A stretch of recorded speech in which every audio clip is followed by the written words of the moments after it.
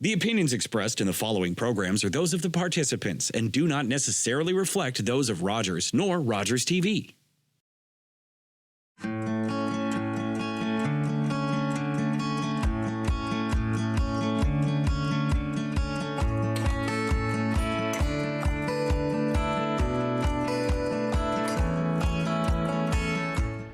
There are a lot of social issues that confront the cities of this country, as we know, but chief among them all has been homelessness and also housing.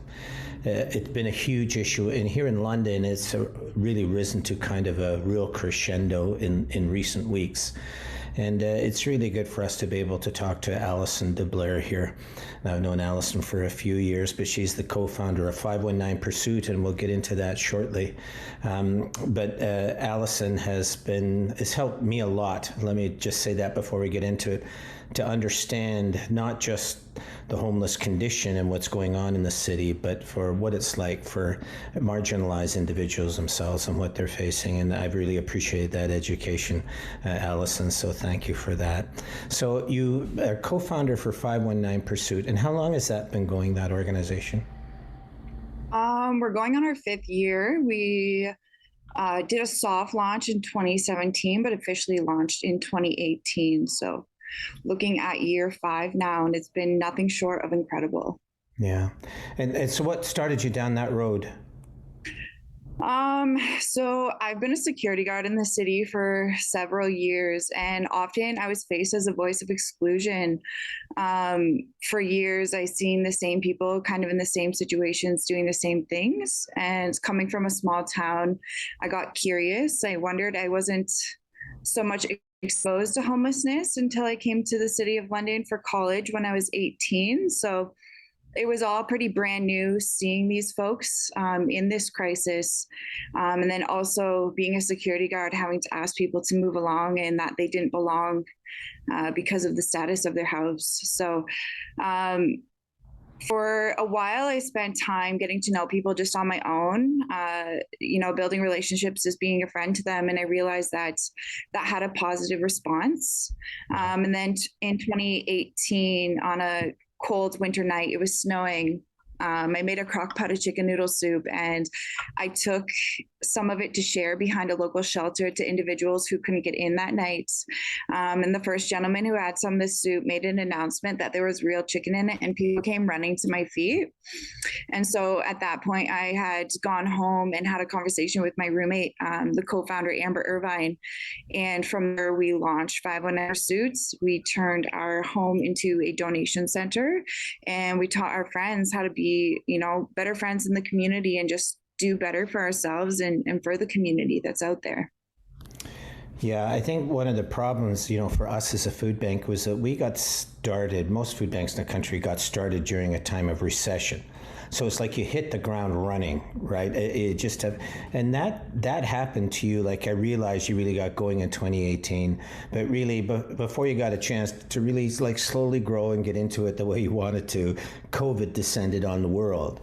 And then suddenly you got thrust as an organization into a situation which I'm not too sure you were fully comfortable with because there was a lot going on at the time. But I do remember a phone call that I had on a Saturday morning, Jane and I did, with RBC Place, that we're really looking for some way in which they could help with COVID. We were talking with Laurie De Silva. And so we said, why don't we work, if we can, with 519 Pursuit? They work with the most marginalized that are out there, the people that are in forest trees who are living in isolation. Why doesn't the food bank pay for the meals? You as RBC Place prepare the meals because you've got an industrial kitchen, and 519 can help to distribute those meals. Now, from our point of view, paying for it was fairly simple. I mean, the public was really generous. From RBC's point of view, preparing a number of meals each day was what they did, right? For 519 Pursuit, all of a sudden, you went through the ceiling with all of these different things that were going on, all the community attention, media attention, and others. Did you find that to be a bit too much, or do you think it really helped you to grow into the organization you are now? Personally, I did a lot of the background work at the time. I will give kudos to Amber Irvine, the co-founder, who did take a lot of that frontline work for those first 6 to 8 months that were really aggressive. But I know working alongside her that it was very quick. A lot of changes had to happen very quickly. We had to go from just a couple of people doing outreach at random and working out of our basement to finding ways that it could be more accessible to other volunteers and other teams, and how to get other people involved, knowing that the pandemic was happening and that we didn't know really what it held. And what it was like to be out there in the community when everybody else was being told to stay home. You know, the safest thing for you to do right now is stay home. But for us, our friend didn't have home to stay at, and doors were closing, and society was slowing down, and, you know, they were still out there. And so on the fly, a lot did happen. We were able to have an incredible group of people join us, and they still, you know, continue to join us today. We went from doing random outreach to having that partnership with the London Food Bank and the RBC Place to doing community outreach Monday to Friday. And during kind of the start of the pandemic, it was 7 days a week. They were going out there every single day to make sure that they were seen, they were heard, and they were fed and knew what was going on, because information isn't shared the way it is to you and I to them. But yeah, it happened very quickly, but everybody plays their role, and it's incredible to see, without just trying to train folks to be designed outreach workers, to just be people helping people and be friends, going out there and checking on individuals and making relationships, how quickly people did show up for them and how much they gave during that time and still do today. Yeah. I will say that, you know, prior to the pandemic, you know, we talked about homelessness a lot. You know, it was in the media, but it was kind of in a general way.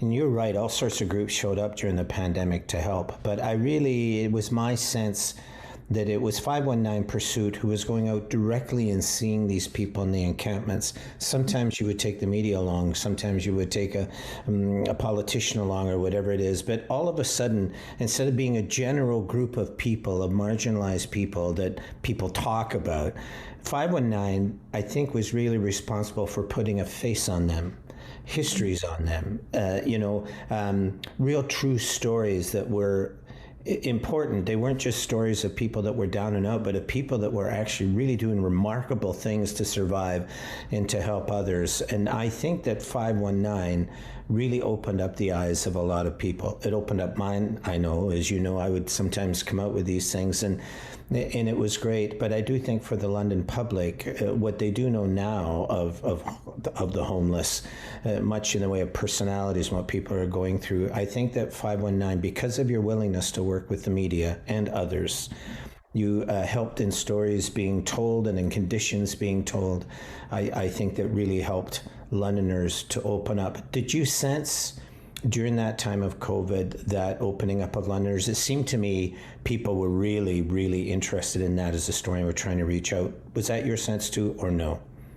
Yeah, I think for us and how we're built totally on the backing of community. That's what makes our partnership with RBC Place and the London Food Bank so special. But also, we use social media as a tool to make that human connection, to share stories in a safe way of individuals in our community that are facing homelessness, rather than looking at it as homelessness, the crisis that together we need to find a solution to fix.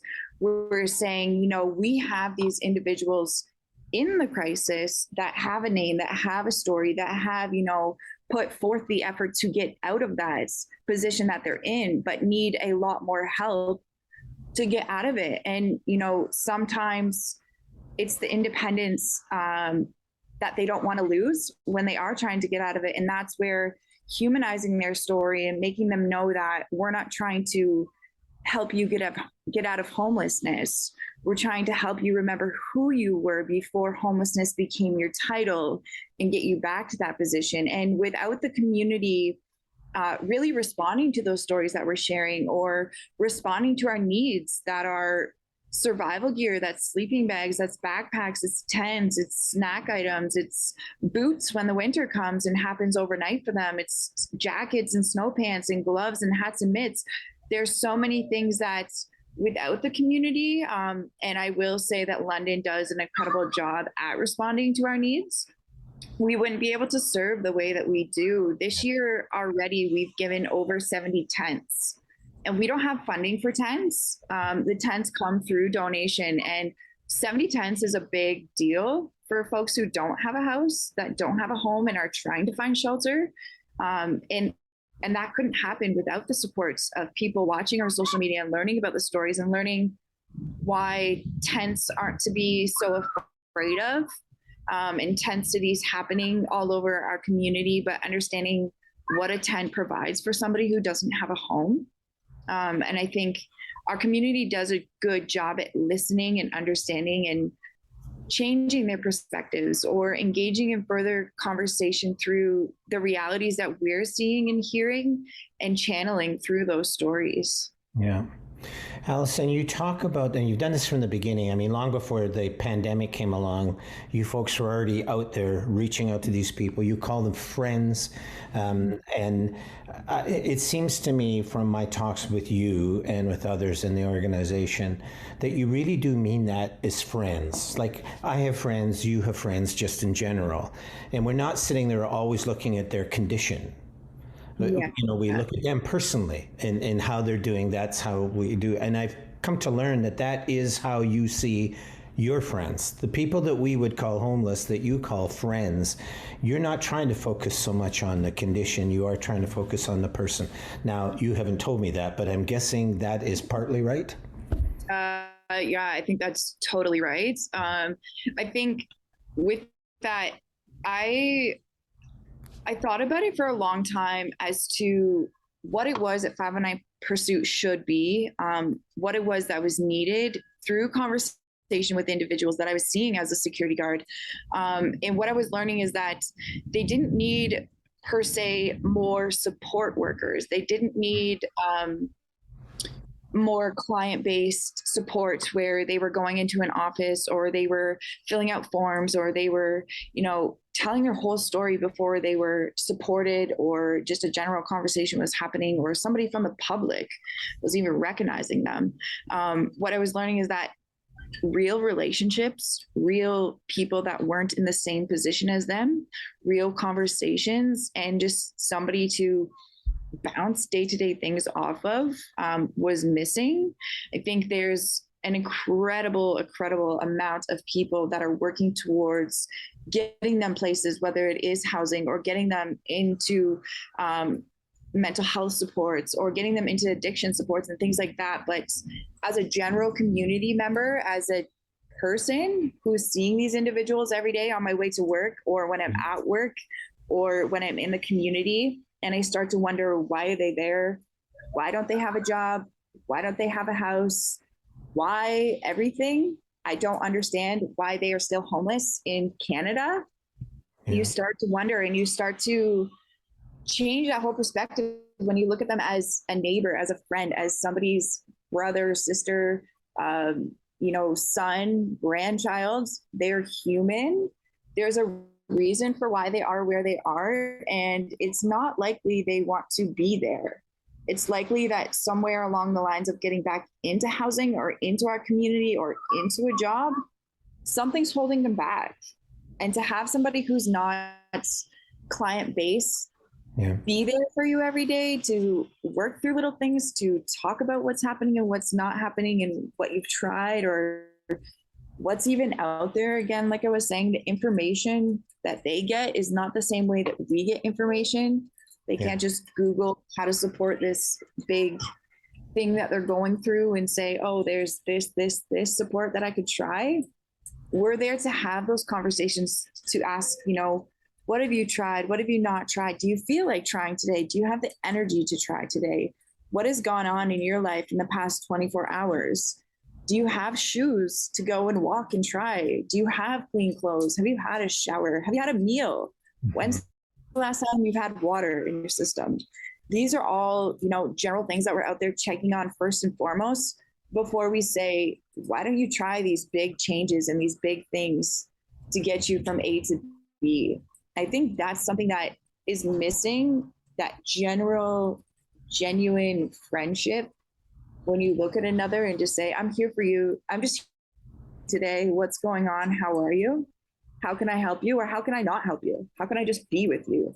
Yeah. That's really what we're out there doing. And I think that's something that we're missing as a community and a society. When we look at homelessness, it's scary. Homelessness is scary when there's not housing to put individuals in. Yeah. When you're thinking of how do we fix this crisis? Yeah. So rather than thinking, how do I fix the homeless crisis in my community? We want to flip the conversation to, how do I help these friends in the community that don't have a home, that are out there every day, that don't have a meal, that don't have a closet, that don't have a shower and these things? How can I make it a little better so they can think about these bigger things like getting a job and getting a home and doing those big tasks? Yeah. Allison, right now, as we're speaking, there's another group out there that's really trying to draw attention to homelessness, and they've used the numbers 519 in their title as well, followed by another name. But it does get kind of confusing that that's happened, and I know you folks were around before then. But I think that what's really been great about you folks is that you have kept that message of friends from the very, very beginning. But where did the 519 Pursuit come from? How did that title come about? Well, it actually started as my pursuit. It was something I was dreaming about for a long time in notebooks. I probably spent 3 to 4 years learning about homelessness in London. I watched the newspaper for years. To see what was there. I tried to be a better security guard by figuring out where I could send people when they couldn't stay at the properties that I was working at. And when I realized just having a general conversation with people, just bringing a backpack of clothing of my own, the My Pursuit could be expanded to something much bigger than one person doing it. And it started as My Pursuit. And when I realized that anybody could be doing it and helping as a friend, I changed it to 519 Pursuit, the area code. Yeah, that makes sense. And that clarifies things a little too. Can I ask you a question that you maybe can't fully answer, and maybe you can? Your friends that you and the team of volunteers that you have spent time with out there in the community, out in these spots, how do they perceive all of this attention? All of a sudden now everybody's talking about homelessness and housing and all that kind of stuff. And I also think, lately there's been a lot of attention drawn to it. Are they aware that they've become some of the focus for community, or are they just more or less busy just trying to get by day, and then that's really not an issue for them? I think it can go both ways. I know I've heard feedback that they know that these things are coming in. They know that without things that we're bringing to them, they couldn't have survived. They wouldn't survive. I know that we're very transparent with how we do what we do, whether that is storytelling on social media. We're very transparent with, hey, do you mind if we take a photo? Because if we share a photo and a little quote about how much this, brand new pair of shoes changed your life this week, we could probably get a couple more pairs of shoes for somebody else in your position. Yeah. And when we have those conversations, they're understanding where these things are coming from and what supports looks like. But on the other side of things, I don't think when the news starts doing these stories and, conversations are happening that's not directly to them or with them per se, but it is for them in the situation they're in. It's not affecting that much. Survival is happening 24 hours a day for them. Survival is nonstop. Yeah. Whether it's just, where's my next meal? Where's my next glass of water? Where am I going to wash my clothes? Is my bag going to get stolen today? Or if I lay down here to sleep, are my shoes going to get taken off my feet? If I walk away downtown to get a meal, is my tent going to be taken away? All these things are nonstop to a point of they don't have time to really pay attention to the news. They don't have access to the news of a newspaper showing up at their campsite, or a cell phone to go on Facebook or to go on social media to find these news articles being written about them. I think it's more so if the conversation comes from somebody in position that supports them, Yeah. they're aware and understand, but they might not understand the full context. And to say it lightly, these conversations happen often, but they don't usually get the greatest benefit of what should be coming from these conversations. In a sense that they're still homeless. Yeah. They're still in the position they were before the article. They're still, you know, surviving day to day. So is it a big deal this time? It's hard to say. Yeah, I do. It's very interesting. The food bank is somewhat the same, to be honest. I mean, we're helping 10,000 individuals a month at the food bank, but really they don't know who the donors are. Right? The donors don't know who they are, but they are aware that in an extraordinary time that people are trying to reach out to them, but that's probably about as far as it goes. I know before COVID came along, you were doing all sorts of things with your friends, and the food thing has been the thing that caught a lot of people's attention. But where do you see 519 going from this? I know that the food that's being delivered from RBC Place is not the crux of what it is that you're doing. Companionship is. That's what you're really attempting to do with those folks. Where will you take that in the future? What would that look like in your head?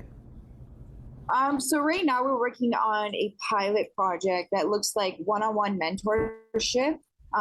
Obviously, when we're delivering the hot meals and we're going out Monday to Friday from 11 till 1, we're delivering 60 to 80 meals in that, hour and a half capacity all across the city. So in that time, we don't have, hours to sit down and really connect with people. We're building relationships. We're building, really important friendships that don't go unnoticed, but we want to be able to spend more time with these folks. Yeah. We're building a mentorship program. We're working on a pilot project right now to hopefully launch come October, November. And that's going to look like more one-on-one, more understanding a person's journey, who they are, where they are, and what they want to do with their lives, and what housing looks like for them, and what they've tried to do to get into housing and what they haven't tried to do, and starting at little goals and little capacities. And a big thing for that is, how do we help them get reintegrated into our community? How do we help them understand what there is in our community for them? Yeah. We do little things that are rewarding, like even just going out for a meal with a person one-on-one, sitting and having, a meaningful conversation over a meal that's not delivered to you at a campsite or on the side of the street.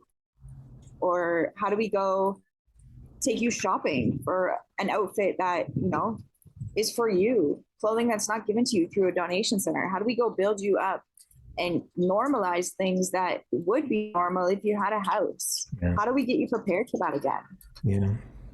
And you've got a great team of volunteers. I see them every week down at RBC Place, at least some of them, and they've been so gung-ho, and they come from all across the different sectors of the city. But you're still taking volunteers, is that correct? Yes, we're always looking for volunteers. And like I was saying, the cool thing about our organization is that we're not looking for people who have experience, background experience working with the homeless sector. We're looking for people that are looking to connect with people. They're just looking to go out in the community and be a friend, see how someone's day is going, have a conversation, check in with them, drop off a meal, and maybe, make that further as a relationship, in a sense that we're building a community that's inclusive. We're building, a place that those friends can feel welcome.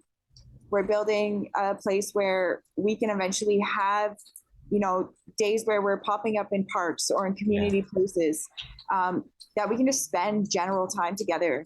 I like to kind of say it as kind of like a family reunion in the park where we're all meeting each other all across the city, but we never get time to just share space and just gather and be. And so we're always looking for volunteers to help us on community outreach. And then we have donation days. So on Saturdays, if you have any gently used items that you'd like to donate to help our care package program, you can reach out to us through our website, www.519pursuit.ca, or you can send an email to contact@519pursuit.ca. And we can help book a donation day time slot where we can accept your donations. And like I was saying, we always need volunteers to help us accept those donations from the community. Yeah, we're running out of time here, but let me just be a bit personal here, if I may. When the pandemic hit and the food bank knew that all of these things were going to be expected of it, we organized, we got ourselves ready, but we did have a board meeting in which we said, how do we help the homeless agencies beyond what we normally do? We were hearing about people down by the river or whatever it is. How do we reach those people? And, we had told the public we were going to try, but really we had no way of acting upon the donations that were given to us. It was 519 that created that opportunity. So I know that we have a partnership with you folks, and it's been a wonderful one, and it's been great. But the truth is, you not only opened our eyes, but I think you allowed the generous donations that came into the food bank from the public and from the business community and government they had eyes and ears on the ground. It was 519 Pursuit. So suddenly for RBC Place in the food bank, that whole thing came together. But imagine what would happen if that would have happened. We had no way to get it out. And 519 did that, but I've come to realize over time, Allison, that 519 has really opened all of our eyes, not to just the need, but to the people. And I thank you for that. These are people just like us who are trying to get by day. And I hope you realize, and that the organization and your board realizes, you've empowered us as well in ways we never could have. Do you see that? Do you see that in your own organization, that's what you're doing for us? People do mention it. People, I have amazing conversations all the time. I've been the face behind the social media pages since it started. So though people don't know they're communicating with me per se, I'm always engaging with these amazing community members that are looking to donate or that are seeing the stories. And it's such a fast-paced thing that it's hard to sit and reflect because they're surviving every day, which means that we're helping them survive every day. Yeah. So every day brings new challenges. But I am learning slowly to sit and look at how far we've come and how many friends we have and the stories that are happening and the friends that are coming and volunteering with us. It's just an incredible full circle to see go on, and it's hard to accept and reflect, but I know it's happening, and it's incredible. It's incredible, the journey, and to see people actually respond positively. Them being friends. Allison, you speak to those good people at 519 for us. Will you? They humble us. I think they've mobilized us. But I also think that they've empowered us and made us more of a community, and for you as well. I really thank you for that. I thank you for being on the front lines, and I thank you for making us more aware of what's going on there. I really appreciate all your work, and I appreciate you doing this, Allison.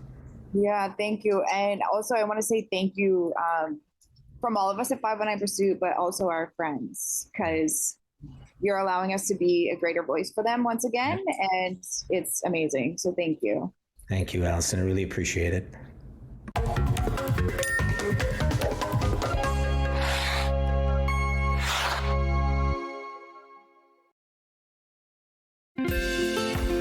Call the Rogers TV viewer response line, email us, or connect with us on social media.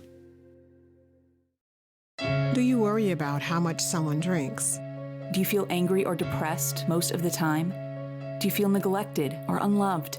Do you feel that if the drinker loved you, she or he would stop drinking? If you answered yes to any of these questions, you are not alone. Not everyone trapped by alcohol is an alcoholic. Families and friends are suffering too. Al-Anon and Alateen can help. Call 1-866-200-0223 or visit alanon.org/help. You're watching Rogers TV.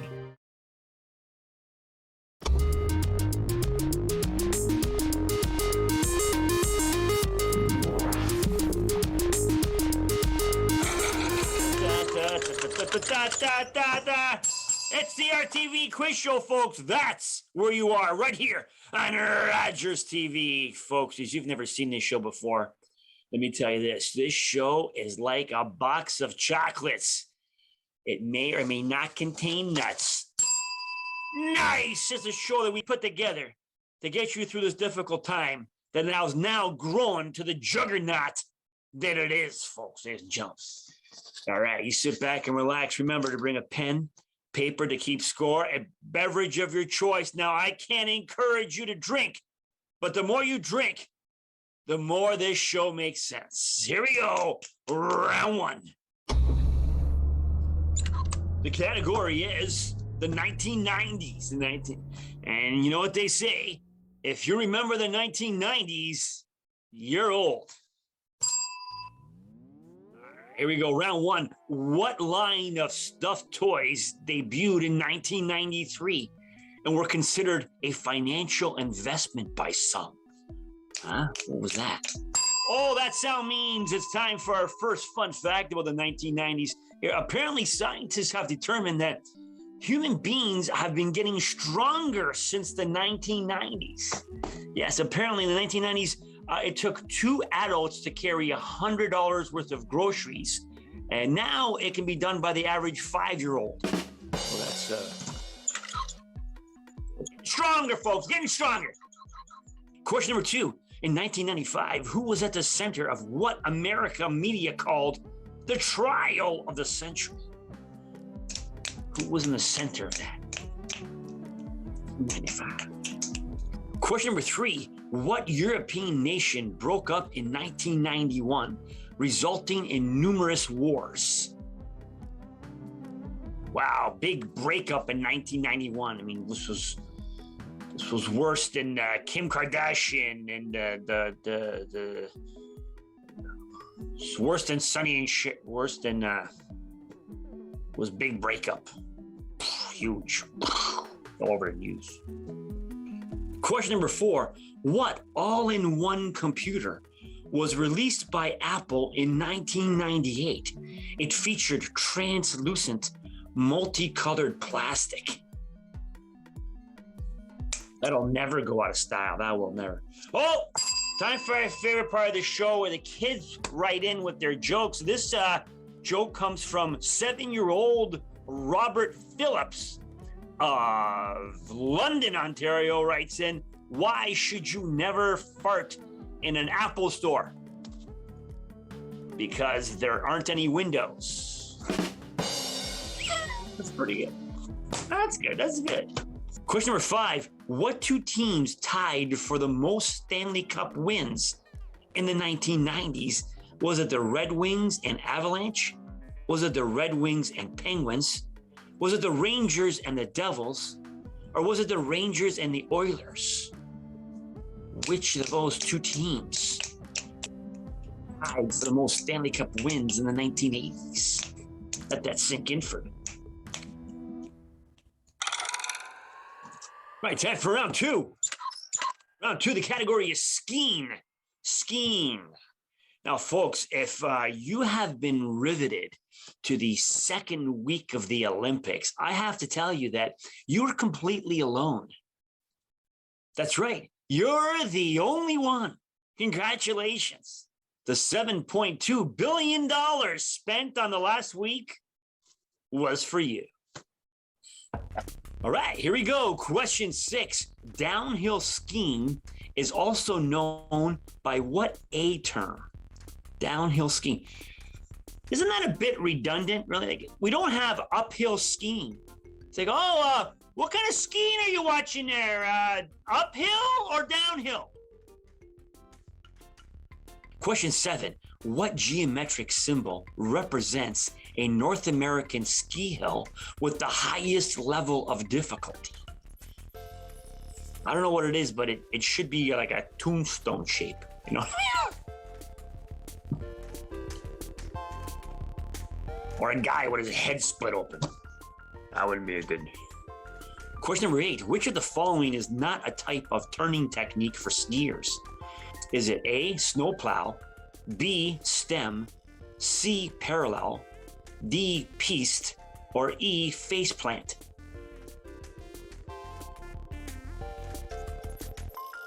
Question number 9. Which American ski racer won 4 World Cup overall championships and a gold medal in the 2010 Olympics? Folks, just a reminder to everyone that the Canadian women's hockey team beat the Americans to win the gold medal in this year's Olympics. And 7 minutes later, the U.S. took the opportunity to remind everyone that America has won every single Super Bowl. Good for them. That's good. Question number 10. What language does the word ski come from? That's easy. It's Polish. You got Polanski, Radabowski, Chichowski. It's a giveaway. All right, time for round one. Round one. Answers. Right, the category was not the 1990s. Question 1 was, what line of stuffed toys debuted in 1993 and were considered to be a financial investment by some? That was Beanie Babies. Beanie Babies. Remember that, eh? They used to have names like Sugar and Poo Poo and Google. Yeah, we didn't buy Google stock. We bought the Google Beanie Bears. That was a good move. That was better. They really should have been called Dum Dum and Sucker, because you just paid $40 for a bag of rice. And Chuck the intern's laughing his head off as he's currently trading Bitcoin on his phone. So that's that will not age well either. I'm just saying, maybe. Who knows? What do I know? Question number 2. In 1995, who was the center of the trial of the century? That was O.J. Simpson. It was O.J. Simpson. Question number 3. What European nation broke up in 1991, resulting in numerous wars? That was Yugoslavia. Question number 4. What all-in-one computer was released by Apple in 1998 and featured a translucent, multicolored plastic case? That was the iMac. The iMac. Had to be designed by an Italian guy for sure. They love to wrap everything in translucent plastic. Those guys think. That was for my nonna. I know you're watching. And question number 5. What teams tied for the most Stanley Cup wins in the 1990s? That was the Red Wings and Penguins with 2 Stanley Cups each. If you're interested in watching footage of the Toronto Maple Leafs winning the Stanley Cup, Rogers TV has just announced it will be featured on the new Ancient History channel. Skiing. Question number 6. Downhill skiing is also known by what A term? That's alpine skiing. No, not to be confused with prairie skiing. Question number 7. What geometric symbol represents a ski level of the highest difficulty in North America? That's the double black diamond. Which of the following is not a type of turning technique for skiers? That was D, piste. What's the name of the turn where the skier goes like this? What's that? Question number 9. What American skier won 4 World Cup championships and a gold medal in the 2010 Olympics? That was Lindsey Vonn. And this is the part where you lie and say you knew. Oh yeah, I knew that. Question 10. What language does the word ski come from? It's Norwegian. It comes from Norway. No way, Norway. We'll be back with more RTV quiz show right after this.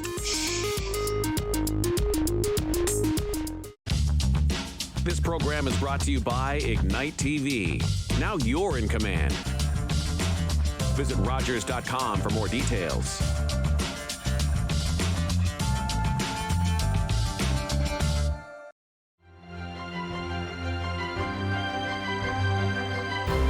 I'm Shannon Woolley, host of Batter Up Beachville on Rogers TV. Join myself and Doug Harris as we learn more about the first recorded baseball game in Beachville. Ani, I'm Carolyn King, and I'm a member of the Mississaugas of the Credit First Nation and the creator of the Moccasin Identifier.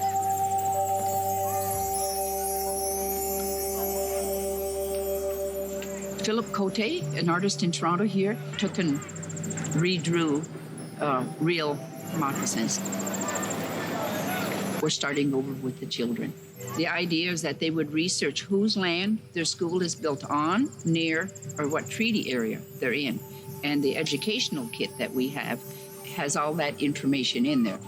And the children just, love it. My dream is that this province will be covered with moccasin identifiers within the next decade, and they will forever know whose land they're on.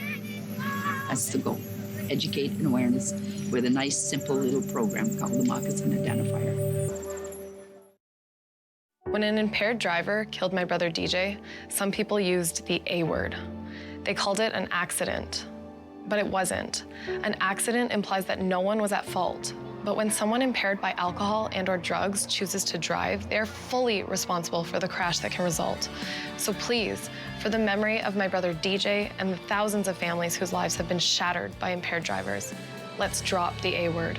A crash caused by impaired driving is not an accident. Welcome back to the RTV Quiz Show.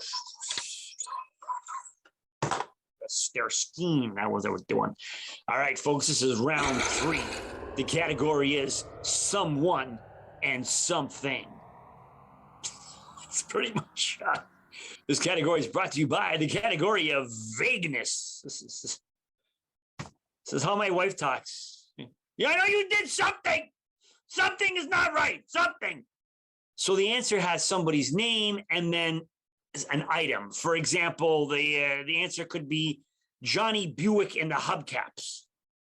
The question to that answer might have been, what would have been the greatest band in rock and roll history if it wasn't for the fact that my best friend's Michael had to get the girlfriend who wouldn't give him any space, and they broke up 6 months later anyway, and it was too late because we got kicked out of Jimmy's garage. Just an example. Don't worry, you'll get it. It's not like this is Jeopardy, all right? Question 11. What was the last song on side 1 of Elton John's double album, Goodbye Yellow Brick Road? It's someone and something. Name and a item.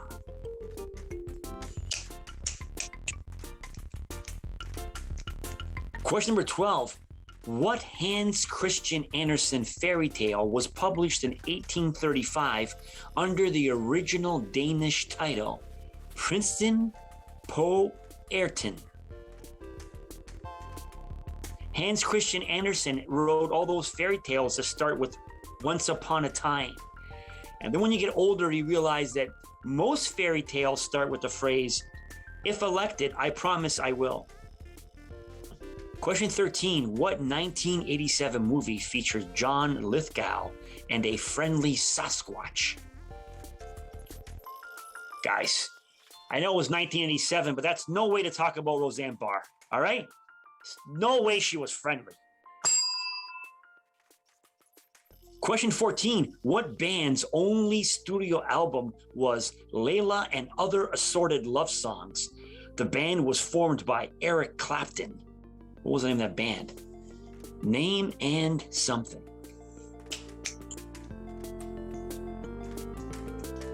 Question 15. Which movie in the Indiana Jones franchise was a prequel? That means it was before the first. It came after the last one, but was to explain the first. You know what it is. Was it A, Indiana Jones and the Temple of Doom? B, Indiana Jones and the Last Crusade.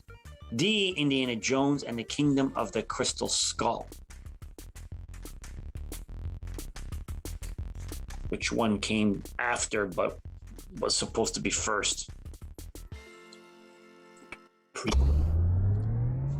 All right, time for round 4. Category is administrative geography. Remember, geology rocks, but geography is where it's at. Question 16. Chiapas, Durango, and Tabasco are all states of what nation? I don't know about you, but I know that the next morning, Tabasco belongs to the state of regret. Question 17. Which of the following is not one of Ireland's 4 historic provinces? Is it A, Connacht, B, Munster, C, Ulster, or D, Kerry? 4 historic provinces. Basically, what you want to figure out is which one of these provinces has an Irish guy historically never walked out of a bar in. You get it? It's like an Irish guy walks out of a bar. It could happen. It could happen. Question 18. What nation is divided into 85 federal subjects that include territories, republics, and provinces known as oblasts? One example is Leningrad. So what country is that? It's very complicated. Take out this. Question 19. What African nation has provinces such as Eastern Cape, Western Cape, and Free State? Free State. Imagine like Free State is like all married guys hang out for a weekend or something. That would be awesome. Question 20. Japan's administrative districts are known by what P term? They have 47 of them. They have 47 Ps, which for me, since turning 55, 47 Ps is basically an average night.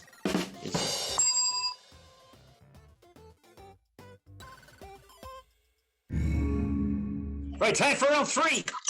Round 3 answers, someone and something. Here we go. Question 11 was, what was the last song on side 1 of Elton John's double album Goodbye Yellow Brick Road? That was Benny and the Jets. Benny and the Jets, ladies and gentlemen. Oh, here's a fun fact here that says that Elton John has purchased a treadmill for his pet rabbit. People who have seen it have described it as just a little fit bunny. Question 12. What Hans Christian Andersen fairy tale was published in 1835 under the original Danish title Prinsen pro Aten? That was Princess and the Pea. The Princess and the Pea. Folks, I know these fairy tales were all supposed to teach us a lesson, but I have to tell you kids, life is no fairy tale. If it's midnight and you've lost one of your shoes, it's time to go home.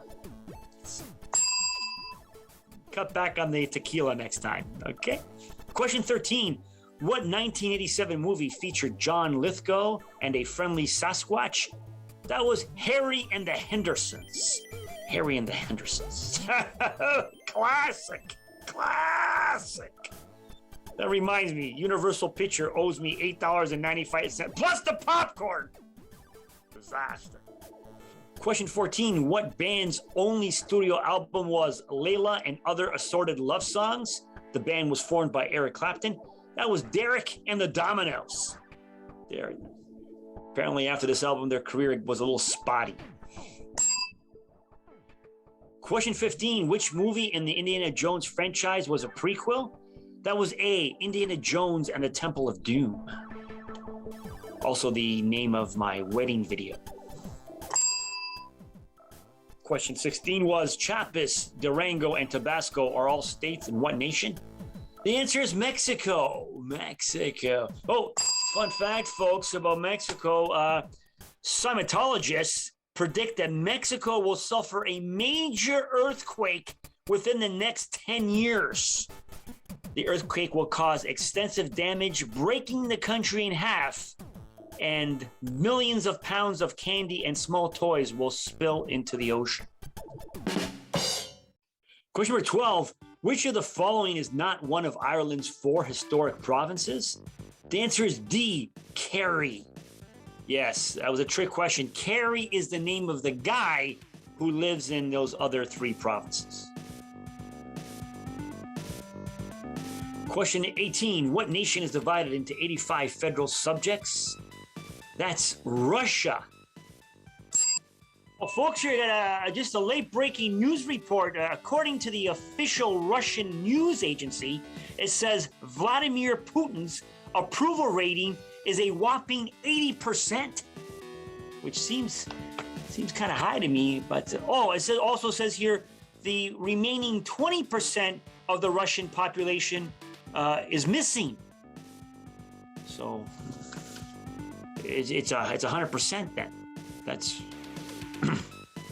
pretty good. That's like technically it's 100%. Question 19, what African nation has provinces Eastern Cape, Western Cape, and Free State? That is South Africa. South Africa.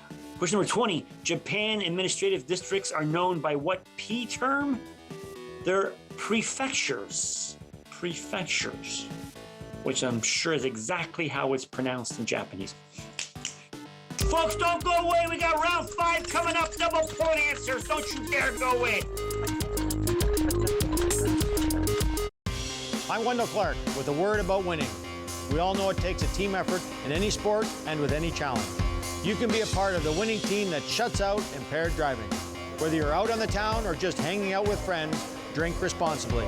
Always have a plan for a safe ride home for yourself, your family, and your friends. You'll be helping to shut out impaired driving. Visit ArriveAlive.org to find out more. Arrive Alive. Drive sober. Do you have something to share? Let everyone know about your next meeting, your need for volunteers, or your fundraising event on the Rogers TV Community Billboard. Send us your words and we'll bring them to life on Rogers TV and RogersTV.com. When it's time to spread the word, go to RogersTV.com to add your announcement to the Community Billboard. Hi everyone, my name is Dr. Mario Elia, and I'm the host of a new show here on Rogers TV that we're calling Keeping London Healthy with Dr. Mario. I'm a local family physician here in London, and I'm very excited to be working with Rogers TV on this new format, which will give us an opportunity to explore all sorts of topics related to medicine and health. So tune in Wednesdays at 6:30 p.m. We'll see you then.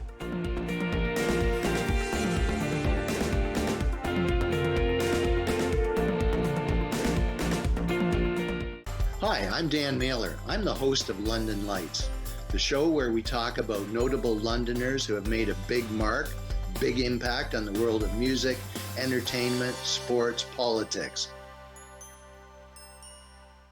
Most people that have received treatment for drug use problems are probably going to have a lapse. Join addictions counselor Dean Anderson for Invisible, Breaking Through the Stigma of Addiction on Rogers TV. Welcome back to the RTV Quiz Show. This is round 5, where all the points are double point answers are right. The category is, do you see what I see? That means that all the answers start with the letter C. Here we go. Question 21. What is the 14-letter term for a fear of small or enclosed spaces? That's easy. That's commitment. What does he know? Not only is he not married, he's neutered. Question 22. What chemical element is represented by the symbol Cl and is the second lightest of the halogens? Come on, you guys remember this from chemistry. I remember all of the periodic elements from, and remember there was H is for the element hydrogen. K is for the element potassium. S is for the element of surprise that it was on the test and I didn't know. I just wrote surprise. Not even part marks. I drew a little happy face. Nothing. Question 23. What Chevrolet pony car was originally sold in 1966 and designed to compete with the Ford Mustang? Starts with the letter C. That's right, folks. Back in 1966, when we used to name cars after cool animals like the Mustang and the Thunderbird, the Pinto. Okay. Not like now we name cars after numbers. Oh, hey, should see my new cool X35729 LE model. Nice. Question 24. What is the name of the small triangular bone at the base of the spinal column? I think that's called what's left of a married man's backbone. That tiny little triangle piece at the bottom. Oh, you got left. Nah, honey. I'm the guy in charge. I wear the pants in this relationship, all right? If I say I'm gonna wash the dishes before I scrub the floor, that's the way it's gonna be. Question 25. The words Kaiser and Tsar are both derived from what name? What C name are they derived from?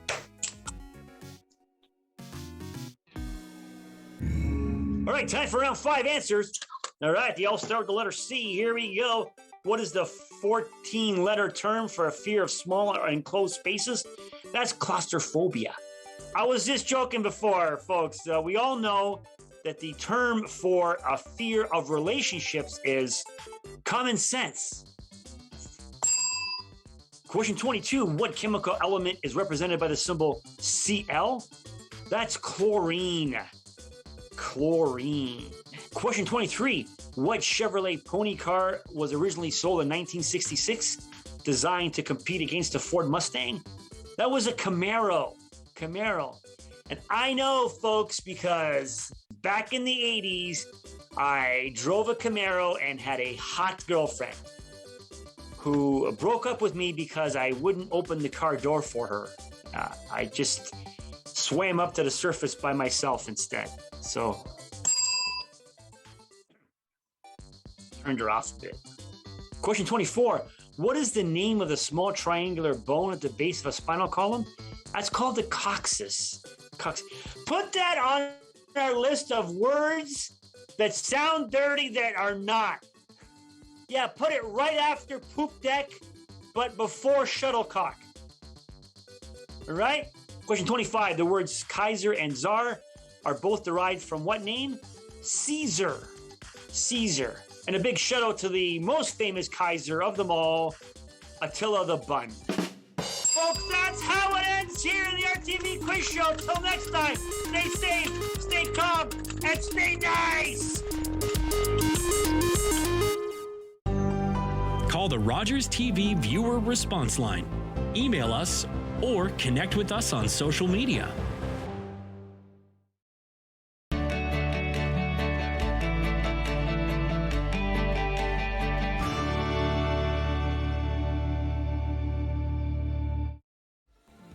Hi everyone, my name is Dr. Mario Elia, and I'm the host of a new show here on Rogers TV that we're calling Keeping London Healthy with Dr. Mario. So tune in Wednesdays at 6:30 p.m. and we'll see you then.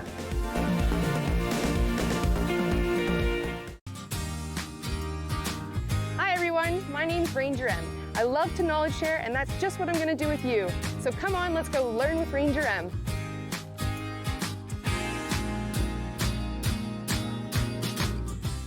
I'm Mallory, and I was walking home one night when an impaired driver hit me. He had been overserved in 2 bars before getting behind the wheel. If the servers would have called him a cab instead of serving him more alcohol, my life would be the same as what it used to be. I think servers play the biggest role in keeping us safe because it's up to them what state the person's in when they leave. Refusing service isn't personal, it's the law. Looking for the best way to get the Major League Baseball games you want to watch? Rogers Super Sports Pack has you covered. With MLB Extra Innings, you'll have a premium ticket to